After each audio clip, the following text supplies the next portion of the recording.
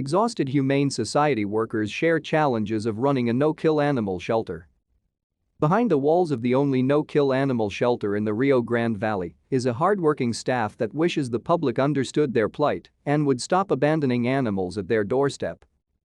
The Humane Society of Harlingen, HSH, came out on top at the end of 2020. While many operations were forced to fold under pressure from the pandemic, HHS was able to have their best year yet, quantified by lives saved. The distinction as a no-kill animal shelter was earned after a long year of adjusting to unforeseen circumstances. Constant and proactive efforts through social media, networking with rescue partners, and community engagement spared the lives of thousands of animals. To stay up to date with latest top stories, make sure to subscribe to this YouTube channel by clicking the button above this video. In an ideal scenario, animals brought to the shelter have space to recover from curable diseases or behavior issues, and only those with injuries too severe to heal are euthanized. HSH achieved that scenario and was able to care for a difficult Rottweiler named Chief. At many shelters, dogs like Chief with severe behavior issues have a narrow window for making it out of the shelter alive. But at shelters like HSH, Chief was bought time and able to stay for an entire month while the staff worked towards finding a solution for him. "We have to try until we have no other option," explained HSH Executive Director Luis Quintanilla about being a no-kill shelter. While Quintanilla celebrates the lives saved through their no-kill mission, he feels there is a misconception by the public that all animals are safe from euthanasia when they are left at HSH. He says what the public needs to realize is that space is often limited at the shelter. "We are the only no-kill shelter in the valley, which is great for our community here in Harlingen. But the catch-22 of getting all this extra support through donations, volunteers, adopters, and foster is that we also get a massive influx of people wanting to drop off animals here," said Quintanilla. "No-kill doesn't mean that we have an infinite amount of space.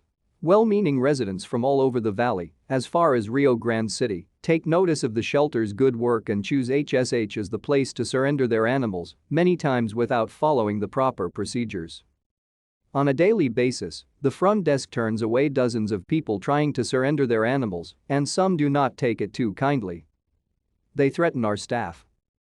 They get really mad when we tell them that we have no space to humanely house this animal," said Quintanilla. Others circumvent the by-appointment-only system and abandon animals outside the shelter at night, frequently causing the staff to scramble to find space the next morning. Lately, staff at the shelter feels like a broken record, having to frequently tell their social media followers that they are at capacity, soliciting help and getting supplies, and pushing for adoptions. While the community comes through in amazing ways, the relief is always temporary. During one of these influxes, Chief the Rottweiler found him in a difficult situation.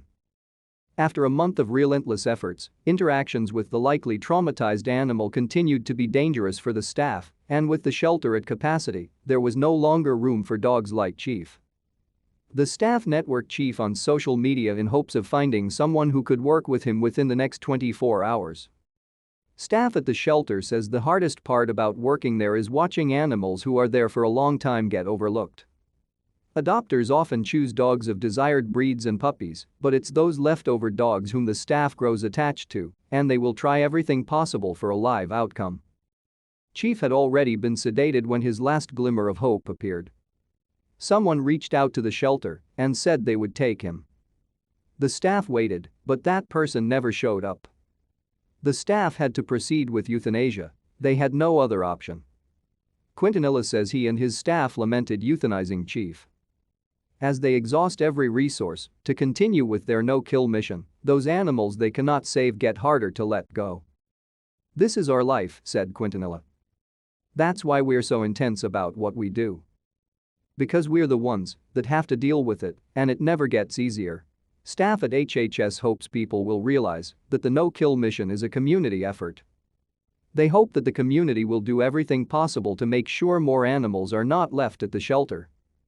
Whether that is making sure your animals are spayed and neutered, rehoming animals amongst your own friend group, or fostering and adopting animals.